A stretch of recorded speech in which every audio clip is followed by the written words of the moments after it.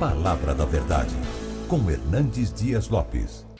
E eu quero convidar você para abrir a sua Bíblia comigo na carta aos Hebreus, capítulo 6. Hebreus, capítulo 6, versos 9 a 20. Lido o texto, mantenha a sua Bíblia aberta para acompanhar a exposição da passagem. Hebreus 6, a partir do verso 9. Está escrito o seguinte: quanto a vós outros, todavia, ó amados, estamos persuadidos das coisas que são melhores e pertencentes à salvação, ainda que falamos desta maneira. Porque Deus não é injusto para ficar esquecido do vosso trabalho e do amor que evidenciastes para com o seu nome, pois servistes e ainda servis aos santos. Desejamos, porém, continue cada um de vós mostrando, até o fim, a mesma diligência, para a plena certeza da esperança, para que não vos torneis indolentes, mas imitadores daqueles que pela fé e pela longanimidade herdam as promessas. Pois quando Deus fez a promessa a Abraão, visto que não tinha ninguém superior por quem jurar, jurou por si mesmo, dizendo: certamente te abençoarei e te multiplicarei. E assim, depois de esperar com paciência, obteve Abraão a promessa. Pois os homens juram pelo que lhes é superior, e o juramento, servindo de garantia para eles, é o fim de toda contenda. Por isso, Deus, quando quis mostrar mais firmemente aos herdeiros da promessa a imutabilidade do seu propósito, se interpôs com juramento, para que, mediante duas coisas imutáveis, nas quais é impossível que Deus minta, forte alento tenhamos nós, que já corremos para o refúgio, a fim de lançar mão da esperança proposta, a qual temos por âncora da alma, segura e firme, e que penetra além do véu, onde Jesus, como precursor, entrou por nós, tendo se tornado sumo sacerdote para sempre, segundo a ordem de Melquisedeque. Amém. Então eu quero conversar com vocês nesta manhã sobre uma segurança inabalável. Bom, eu acho que todos vocês sabem que este texto é precedido pelo texto mais difícil desta carta, o texto talvez mais complicado de entendimento de todo o Novo Testamento, que é o capítulo 6, 4 a 8, a questão da apostasia. E ele disse no capítulo 6 que aqueles que caíram, é impossível outra vez renová-los para arrependimento. E a pergunta é sobre quem o autor está falando, que caíram e não podem ser recuperados. É de pessoas salvas? É de crentes lavados no sangue do Cordeiro? É de gente que estava com o nome no livro da vida, selado com o Espírito Santo, justificados pela fé, convertidos a Cristo? Eram ovelhas? Eram templo da habitação de Deus? Ou eram apenas pessoas crentes nominais, que embora membros de uma igreja visível, não faziam parte da igreja invisível? Se vocês perceberem, a própria leitura do texto de hoje já responde esta pergunta. A apostasia não é de crente salvo, mas é de crente nominal. O contexto aqui é de judeus que vieram para o cristianismo e, em virtude da perseguição, estavam de volta para o judaísmo. Se estavam de volta para o judaísmo, depois de terem abraçado o cristianismo, é porque na verdade não eram verdadeiros convertidos, eram nominais, era apenas uma adesão e não uma conversão. E aqui no verso 9, notem vocês que existe uma conjunção adversativa, há um contraste. Quanto a vós outros, todavia. Então ele está contrastando os apóstatas com os verdadeiros crentes, mostrando para nós que não há possibilidade de o texto anterior estar ensinando a perda da salvação. Aqui ele está deixando claro que os verdadeiros crentes, regenerados, selados, habitados pelo Espírito Santo, cujo nome está no livro da vida, no rol de membros da igreja do céu, da igreja invisível, esses não podem se perder jamais. Quanto a vós outros, todavia, ó amados, estamos persuadidos das coisas que são melhores e pertencentes à salvação, ainda que falamos desta maneira. Então, eu gostaria de destacar no texto lido algumas verdades importantes para a nossa reflexão nesta manhã. Primeiramente, a convicção inabalável, que está aí no verso de número 9. Isso é tão importante, irmãos, porque há muitos crentes salvos pela graça, que embora estejam seguros nas mãos do divino pastor, de quem ninguém pode arrancar-nos dos braços dele, vivem inseguros, vivem com medo de perder a salvação, de ir para o inferno, de resvalar os pés e dizer: agora acabou, perdi a salvação. A salvação é uma dádiva de Deus, é dada por Deus, foi planejada por Deus, foi executada por Deus, é consumada por Deus, é garantida por Deus. A segurança da minha salvação não está no meu esforço. Quem persevera é Deus em nos salvar. Aquele que começou boa obra em nós há de completá-la até o dia de Cristo Jesus. A nossa segurança está nas mãos do próprio Deus, que planejou, executou e consumará a nossa salvação. É isso que o versículo 9 está nos mostrando, dizendo com toda a clareza que não há possibilidade de perda de salvação. A mesma verdade é posta lá no capítulo 10, porque lá também ele trata do mesmo assunto da apostasia. E ele vai contrastar de novo. Olha aí, versículo 38, na parte B, quando diz assim, 10:38, se retroceder, nele não se comprais a minha alma. Ele está falando de quem? De um crente, de um salvo, que vai retroceder, e a alma de Deus não se comprais nele? Olha a resposta no verso 39, nós, porém, olha a adversativa aí, olha o contraste aí, nós, porém, não somos dos que retrocedem para a perdição, somos, entretanto, da fé para a conservação da alma.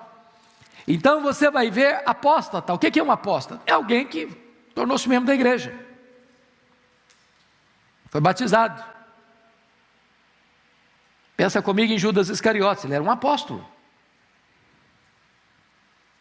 Pensa comigo em Demas, ele era um cooperador de Paulo. Pensa comigo em Simão, o mágico, lá em Atos 8, ele foi batizado.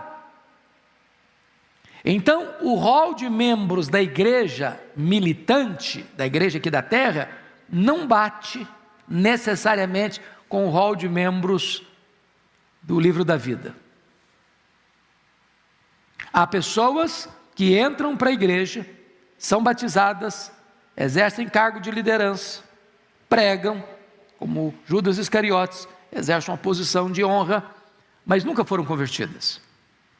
Essas, num dado momento, vão retroceder. Quando você vê, deixa eu só confirmar isso novamente, se você puder abrir comigo, lá em Apocalipse capítulo 13, Veja, por gentileza. Apocalipse capítulo 13. Versículo 8. Está falando do anticristo. E adorá-la-ão, a besta, que surge do mar, o anticristo. E adorá-la-ão todos os que habitam sobre a terra. Preste atenção na expressão todos. Todos os que se habitam sobre a terra. Aqueles cujos nomes não foram escritos no livro da vida do Cordeiro. Ou seja, só existe um grupo, um segmento, que não vai adorar o anticristo quando ele surgir. Quem são esses? Aqueles cujos nomes estão escritos no livro da vida. Em outras palavras, aqueles que foram salvos, eles jamais perecerão. Aqueles que estão lavados do sangue do Cordeiro, jamais retrocederão. Aqueles que foram justificados pela fé, esses jamais apostatarão. Hebreus, como toda a Bíblia, não ensina de forma nenhuma a possibilidade de se perder a salvação. Ao contrário, é uma segurança e uma convicção inabalável. Vamos avante no capítulo 6, agora versículo 10, uma evidência eloquente.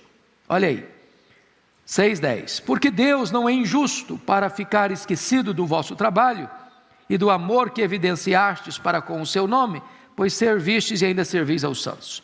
Então, aqui ele está demonstrando o seguinte: qual é a evidência de que alguém está salvo?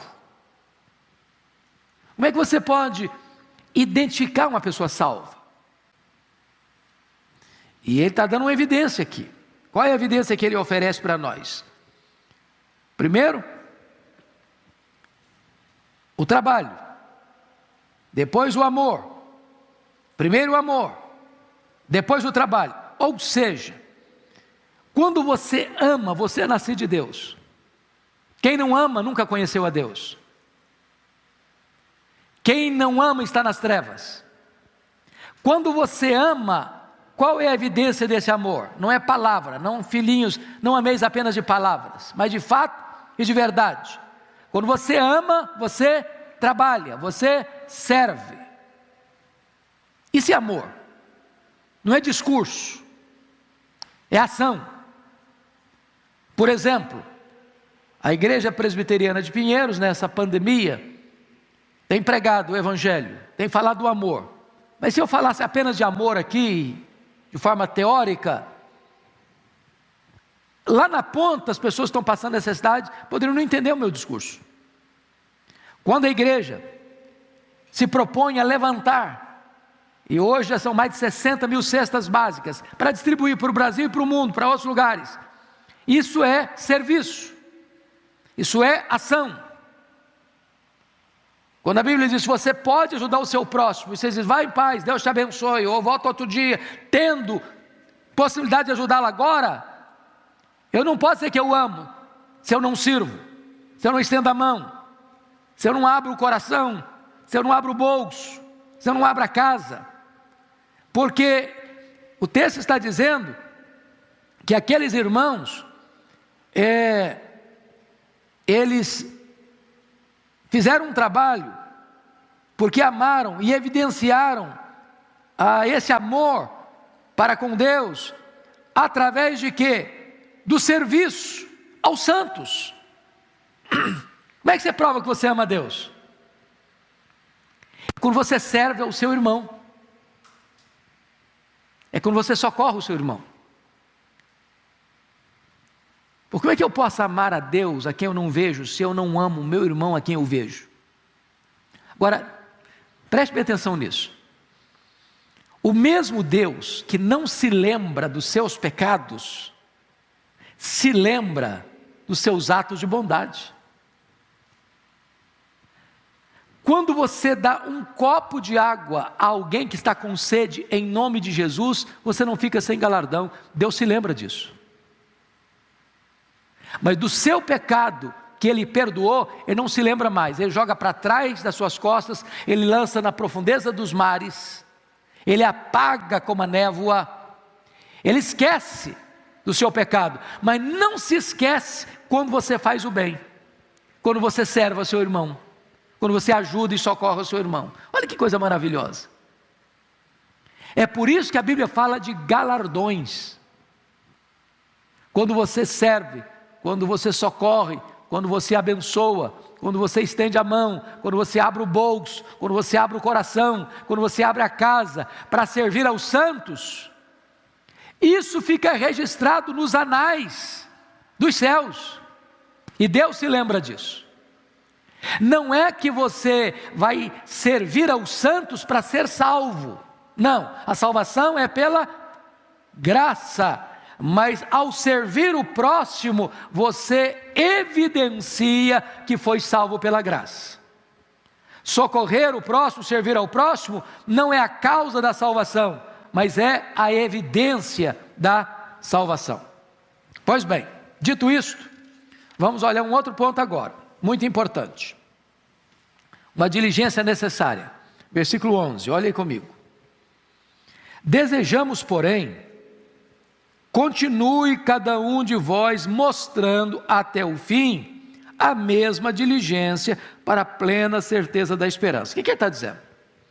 Ele está dizendo o seguinte: não basta você ter um arroubo de entusiasmo para ajudar o próximo num momento pontual e depois afrouxar as mãos, depois botar a vida no piloto automático e deixar a vida levando você. Não. Você precisa ter o quê? Continuidade, perseverança. Você precisa ter o quê? Diligência no que você está fazendo. É por isso que a Bíblia diz que você deve desenvolver a sua salvação. Está lá em Filipenses 2:12. Dá uma olhadinha rapidinho comigo aí, para entender, porque esse texto às vezes as pessoas têm dificuldade de entender o significado dele. Filipenses 2:12, olha aí.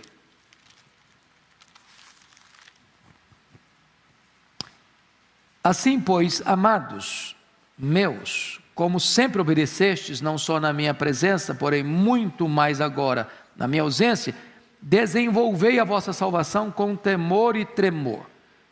Tem gente que acha que Paulo está ensinando aqui que você vai construindo a sua salvação, que você vai montando a sua salvação, que você que vai construindo a sua salvação. Não é isso que ele está dizendo, não. Não é isso que ele está dizendo, não. Ele está dizendo que a salvação que você recebeu precisa ser cultivada. O que ele está dizendo é que, vamos ilustrar isso, é como se você tivesse recebido um terreno por herança. Você não comprou o terreno, você recebeu por herança. A salvação é uma dádiva de Deus. Agora você pode pegar esse terreno que você recebeu e cultivá-lo, plantar nele, colher dele, para que ele produza, para que ele frutifique, para que ele traga renda. Então o que o texto está querendo dizer é o seguinte: você recebeu a salvação é de graça, mas agora você pode pegar essa lavoura, esse terreno e cultivá-lo, desenvolvê-lo. Você pode, já que foi salvo pela graça, agora ser generoso, ser diligente nas boas obras, socorrer, servir. Essa é a ideia, essa é a ideia. Deixa eu pegar um outro texto para vocês entenderem o que está aqui. Olha em Gálatas 6:9, por favor. Gálatas 6:9. Aqui tem um texto interessantíssimo. 6:9. Está escrito assim: e não nos cansemos de fazer o bem, porque a seu tempo ceifaremos, se não desfalecermos. Fazer o bem às vezes cansa, sabia? Tem gente cansada na obra e cansada da obra. Porque nem sempre ao fazer o bem você recebe o retorno de quem recebeu o bem. Tem gente que você faz o bem para ele, ele vira as costas para você ainda. Você faz o bem para ele e ele não agradece o bem que você fez. E de repente você pode ficar frustrado e cansado. E Paulo exorta: não nos cansemos de fazer o bem. Não nos cansemos de fazer o bem. Por que não? Porque a seu tempo ceifaremos, se não desfalecermos. O que ele está querendo dizer com isso? Ele está querendo dizer com isso que ainda que você não receba o devido reconhecimento de quem recebeu o bem que você fez, de Deus você vai receber recompensa. No devido tempo você vai ceifar, você vai colher. Porque Deus não é injusto para ficar esquecido do serviço que você presta aos santos. Olha que coisa maravilhosa. Quer ver outro exemplo bíblico? Lá em Mateus 24:13, nós somos informados, porque ele está falando de diligência nesse versículo, né? De diligência. Então, lá em Mateus 24:13, a ordem do Senhor Jesus é esta: aquele, porém, que perseverar até o fim será salvo. Vamos entender de novo esse texto.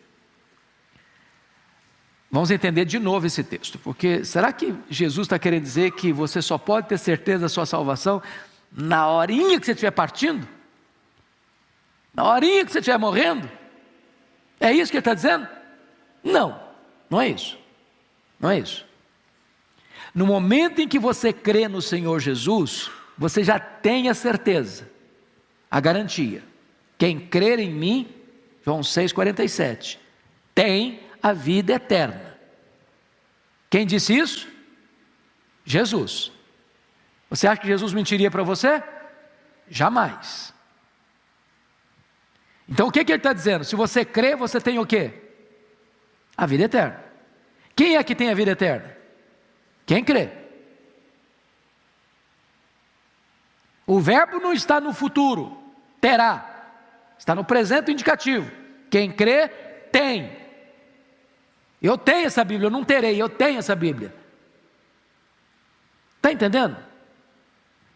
Agora, qual é a evidência que eu tenho a vida eterna? Agora, já. É eu que persevero até o fim. Porque se eu não persevero até o fim, eu nunca tive. Eu nunca tive. Está claríssimo, irmãos, para vocês? Ok, então vamos prosseguir. Volta lá para Hebreus. Versículo 12 agora, 6:12. Vamos entender outra coisa importante aí. Hebreus 6:12. Veja comigo.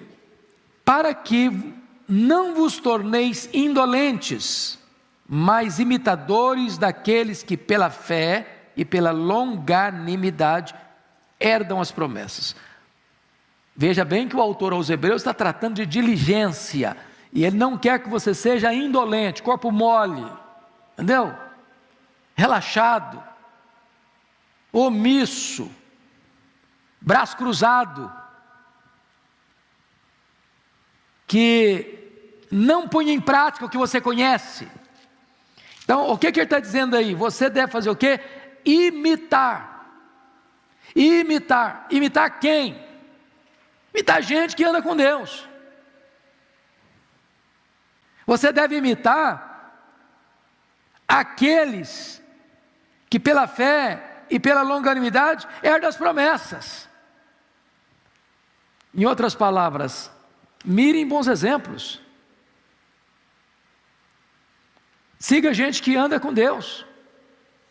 Observe aqueles que caminham com Deus. Para você não ser indolente. Agora eu chamo a sua atenção para um ponto muito curioso no texto. Porque no verso 10, preste atenção nisso. Ele tratou do amor. Porque Deus não é injusto para ficar esquecido do vosso trabalho e do amor. Tá, amor. Cita amor aí. No verso 11, ele falou da esperança. Para a plena certeza da esperança. Mas no verso 12, ele falou da fé. Para que não vos torneis indolentes, mas imitadores daqueles que pela fé Então, note que amor, fé e esperança. Isso diz alguma coisa para você? Amor, fé e esperança são as 3 virtudes cardeais, que está lá em 1 Coríntios 13:13. Resta agora o amor, a fé e a esperança. Esses 3. Mas o maior desses é o amor. Então, quais são as marcas de um cristão maduro? Se você ler as cartas de Paulo, você vai ver que ele sempre coloca essas 3 coisas juntas. Ele está dando graças pelo amor, está dando graças pela fé, está dando graças pela esperança. É isso que é um crente. Um crente ama. Um crente tem fé. Um crente tem esperança. Esse é o apanágio. Essa é a marca. Esse é a nossa identidade como cristãos. Pois bem, dito isto, agora nós vamos considerar juntos os versos 13 a 17, porque no 13 a 17, o autor vai mostrar para nós uma promessa segura. Pois quando Deus fez a promessa a Abraão, visto que não tinha ninguém superior por quem jurar, jurou por si mesmo. Vamos entender isso aqui, irmãos, porque naquela época não tinha todos os aparatos que nós temos hoje, do trabalho jurídico, né, dos cartórios, das garantias, que se tem num contrato de compra e venda, né? Então, eu me lembro até bem recentemente, eu fui criado lá na roça, e eu me lembro que o meu pai, ao fazer um negócio, tinha o hábito de dar a mão. Quando 2 homens, ao fazer um negócio, davam a mão, está feito, essa era a expressão, está feito, está feito, está feito. Lembra de uma outra expressão? Um fio de contrato, basta um fio do bigode. Então, naquela época, quando ia se firmar um acordo, um contrato, uma promessa, um compromisso, a pessoa fazia um juramento. Ao fazer um juramento, alguém maior do que ele cessava a contenda. Ou seja, não tem dúvida, está seguro, está certo, não dá para mudar mais, não volta atrás mais, não vira casaca mais, não desfaz mais o negócio, entendeu? O juramento cessava a contenda, cessava qualquer demanda, dúvida, incerteza. Agora, o autor está dizendo que Deus não tem ninguém maior que Ele para jurar. Então Deus jura por si mesmo, para dar garantia das suas promessas. Agora veja vocês, amados irmãos, no texto, que, olha aí em que contexto, versículo 14 agora, dizendo: certamente te abençoarei e te multiplicarei. E assim, depois de esperar com paciência, obteve Abraão a promessa. Pois os homens juram pelo que lhes é superior, e o juramento servindo de garantia, para eles é o fim de toda a contenda. Por isso Deus, quando quis mostrar mais firmemente aos herdeiros da promessa a imutabilidade do seu propósito, se interpôs com juramento. Agora vamos entender essa questão, que essa palavra foi dada para Abraão, né? Essa citação aqui do versículo 14, você percebe que ele está citando um texto do Velho Testamento. Que texto é esse que ele está citando? Se você for no rodapé da sua Bíblia, está citando Gênesis 22, 16 e 17. Em que contexto? Em que contexto? No contexto, quando Deus manda o Abraão ir a um monte que ele mostraria, para oferecer Isaque em holocausto. Então vamos agora entender a história do Abraão. Deixa eu resumir para vocês. Abraão era chamado de Abrão, morava em Ur dos Caldeus. Seu pai chamava Terá. Abraão teve 3 irmãos: Arã, Naor e ele, certo? Ele teve 2 irmãos, eram 3 filhos. Eles moravam em Ur dos Caldeus, capital da Caldeia, terra idólatra. A família dele era idólatra, está lá em Josué capítulo 24. E aí eles se mudam aqui de Ur, do sul da Mesopotâmia, para Harã, no norte da Mesopotâmia. Naquela época as famílias tinham casamentos consanguíneos.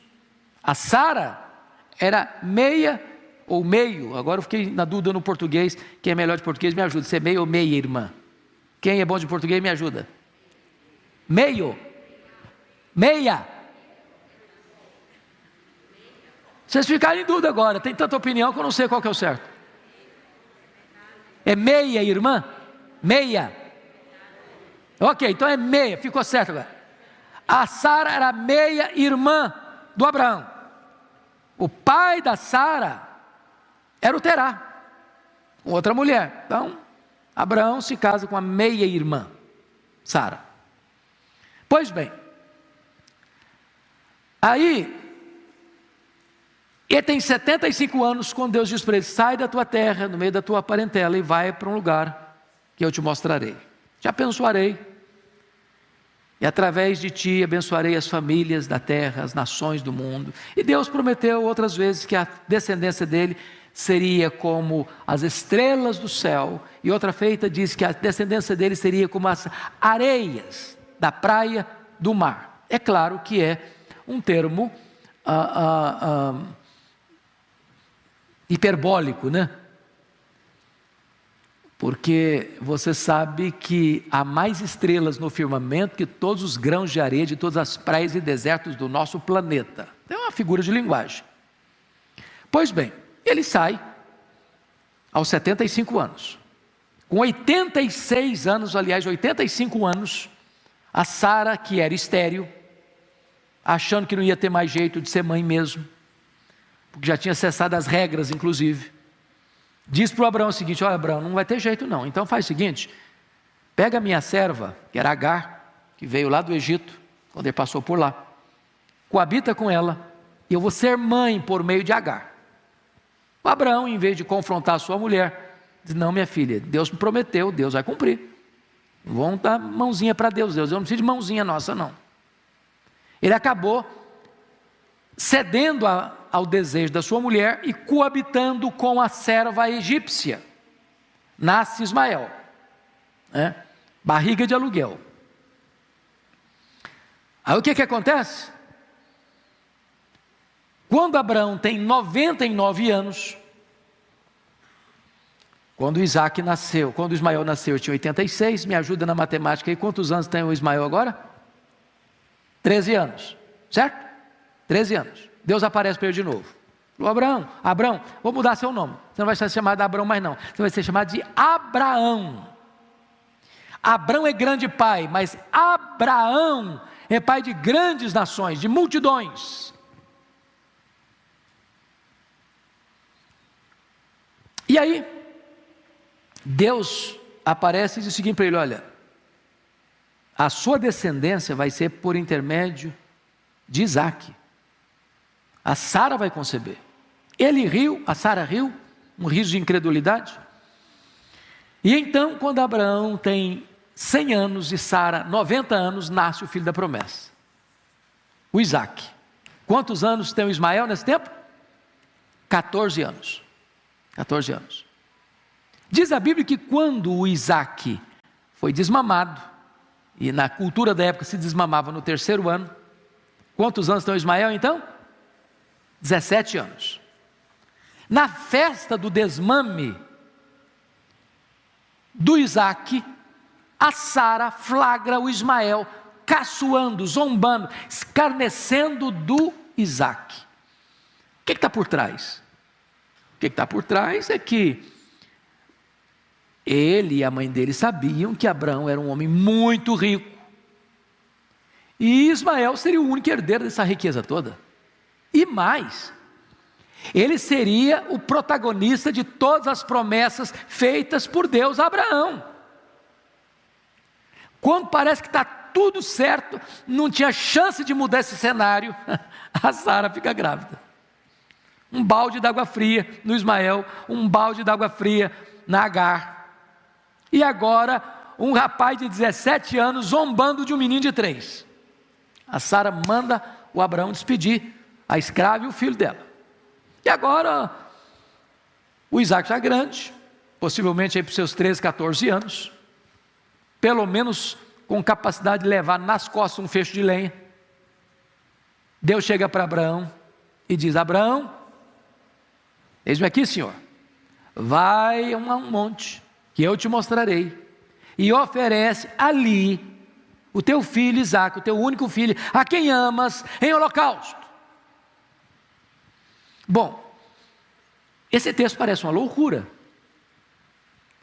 porque Abraão saiu com 75 anos, esperou 25 anos o cumprimento da promessa, agora o menino já tem 13 para 14 anos, o Abraão já está com 113, 114 anos, e Deus pede para ele sacrificar o filho que prometeu, o herdeiro da promessa. Parece que Deus está contra Deus, que a razão está contra a fé. E nesse momento, irmãos, o Abraão, diz a Bíblia, que não pergunta, não questiona, não duvida, não adia, não protela, levanta de noite. A Bíblia não diz, mas eu acho que ele não falou com a Sara. Se falasse, eu acho que quem ia ser sacrificado era o Abraão.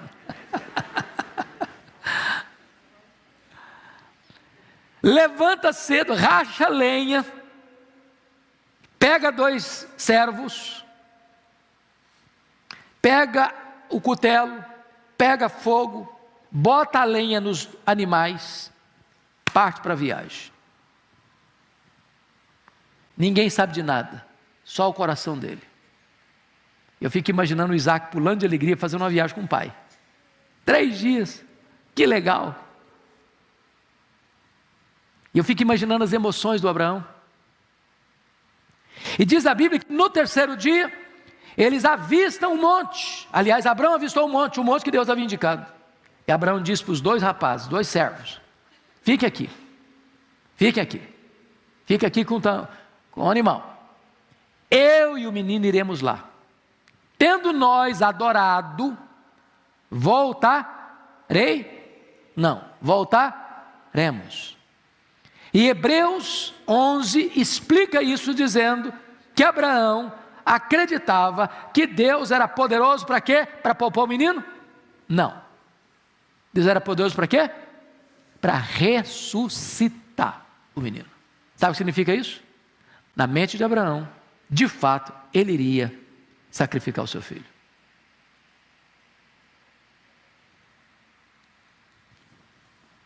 Pense comigo nessa cena de novo. Abraão pega a lenha do animal, bota nas costas do Isaque,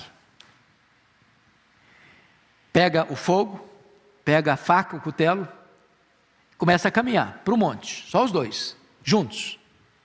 Quando lá pelas tantas, o Isaque pergunta para o pai assim: papai, aqui está o fogo, aqui está o cutelo, a lenha está nas costas dele mesmo, mas cadê o cordeiro para o sacrifício?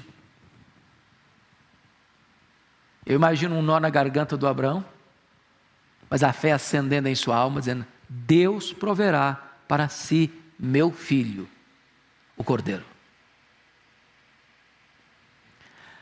Eu não sei se vocês acham, mas o que vocês pensam comigo? Um homem de 114 anos e um menino de 16, 14, 15 anos. Quem deveria ter mais força? Talvez o menino, não? Porque Abraão não pegou o feixe de lenha nas costas. Quem pegou o feixe de lenha nas costas foi o menino, o rapaz. A Bíblia não relata isso. Mas sabe qual a visão que eu tenho desse texto? Que é o texto mais eloquente sobre a cruz, sacrifício de Cristo. É que nesse momento, Abraão deve ter contado para Isaque: meu filho, contou a história para ele. Porque não faz sentido você entender que Abraão pegou o rapaz, amarrou o rapaz. Pensa comigo um menino carrega um feixe de lenha, se vai deixar o pai dele amarrá-lo em cima de um monte de pedra, um fecho de lenha, ele ia sair correndo, ia denunciar o pai na próxima delegacia. Para entender a figura, e eu penso que nesse momento, porque o pai e o filho, o pai entregou o seu filho por amor, e o filho voluntariamente foi para a cruz.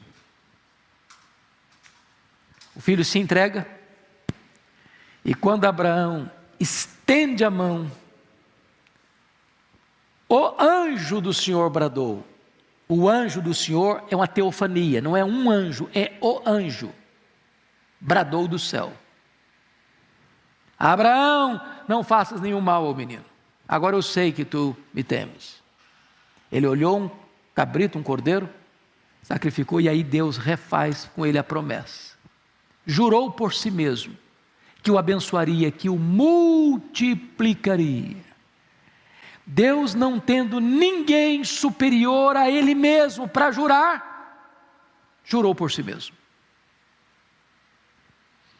O que a Bíblia destaca aqui, que você deve olhar para os heróis da fé, você deve olhar para quem caminhou na esperança, olha para Abraão. Você quer esperar? Olha para Abraão. Então eu queria que você fosse comigo para Romanos 4, porque lá Paulo interpreta melhor o que é essa esperança do Abraão. Vá lá comigo, por favor, para Romanos 4. Aqui tem uma expressão belíssima.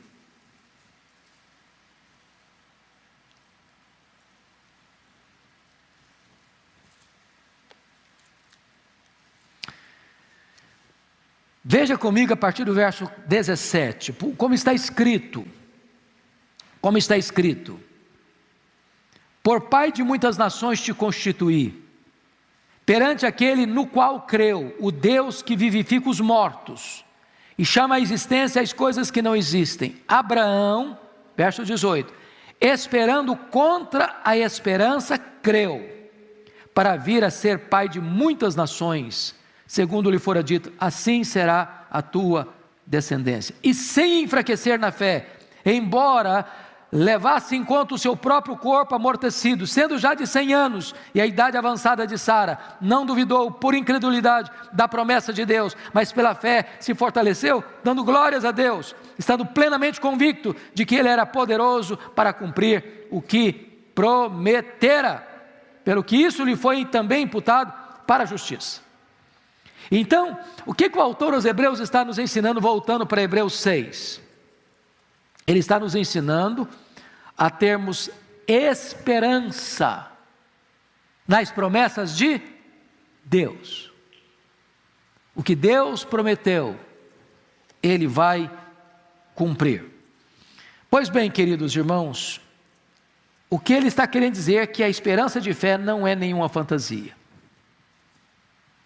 A esperança de fé está ancorada na promessa de Deus, é no juramento de Deus. Agora, vamos para o versículo, por favor, olhe comigo, versículo 17, 6,17 de Hebreus. Por isso, Deus, quando quis mostrar mais firmemente aos herdeiros da promessa a imutabilidade do seu propósito, se interpôs com juramento, para que, mediante duas coisas imutáveis, nas quais é impossível que Deus minta, fortemente tenhamos nós que já corremos para o refúgio, a fim de lançar mão da esperança proposta. Então deixa eu fazer uma pergunta para vocês.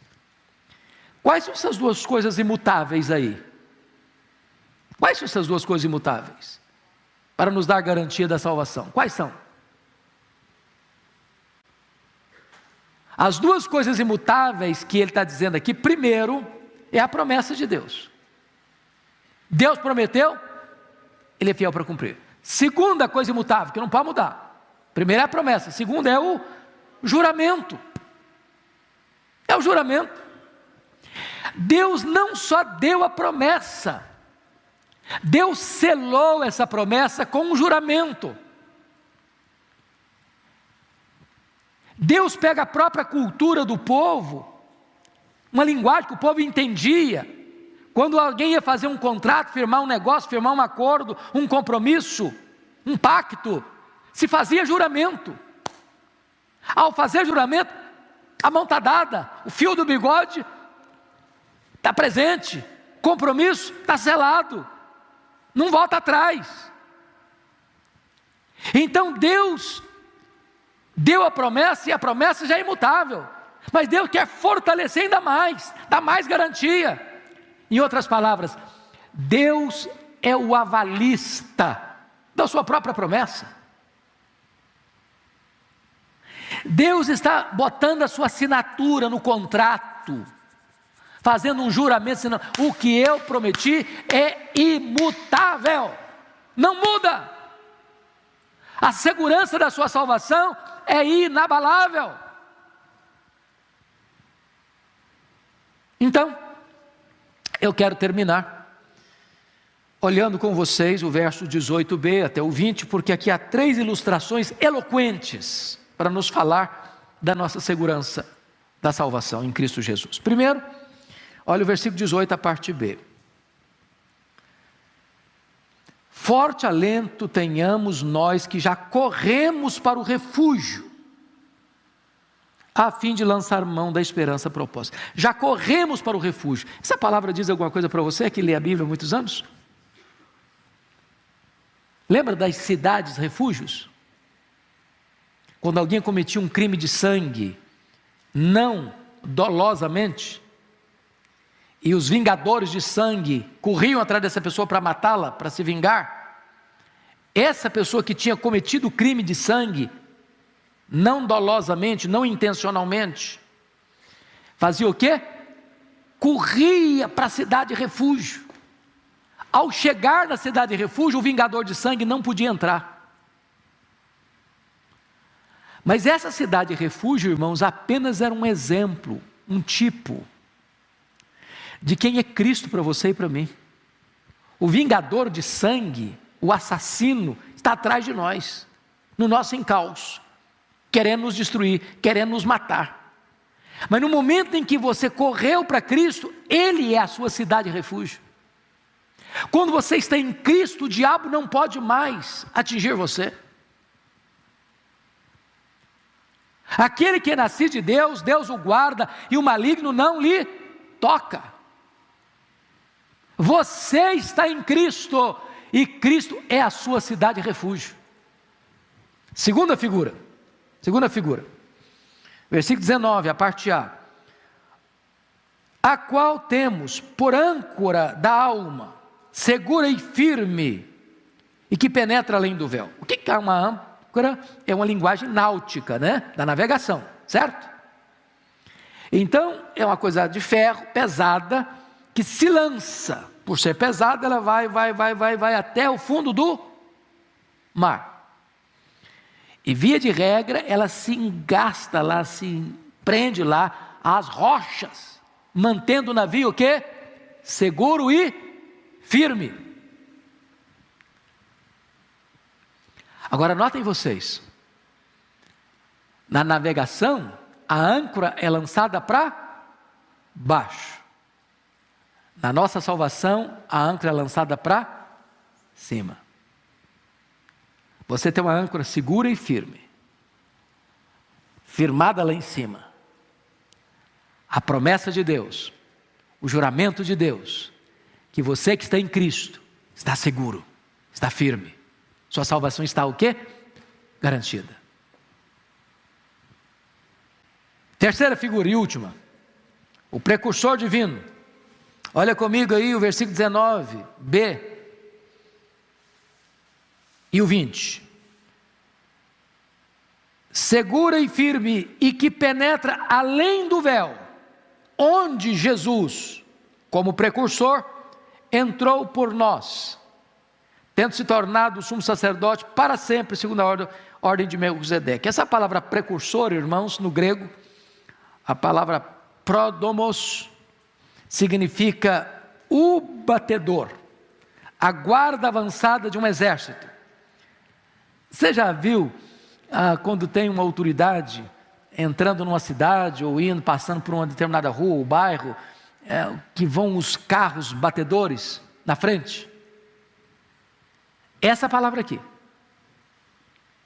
Essa palavra aqui. Jesus é a nossa guarda de elite, é o batedor que vai na frente desse exército que o segue. Ele vai abrindo o caminho. Ele vai abrindo o caminho. E vai penetrando além do véu. E nós somos os seus seguidores. Ele nos dá direção, Ele nos dá proteção, Ele nos dá garantia. E o texto está dizendo que Ele penetra além do véu, como o nosso sumo sacerdote para sempre, da ordem de quem? Melquisedeque. O sacerdócio levítico fechou, encerrou, cumpriu seu ciclo, porque apontava para Cristo, o sacerdote para sempre, da ordem de Melquisedeque. Em outras palavras, sua salvação está segura, porque Jesus está lá em cima, como seu intercessor, como seu advogado, como seu sumo sacerdote. Oh, irmãos, que bênção é desfrutar desta segurança da salvação. Você e eu estamos nos braços daquele que governa o universo, que está sentado no trono, que intercede por nós, que voltará para nos buscar. A Ele toda a glória, honra e louvor.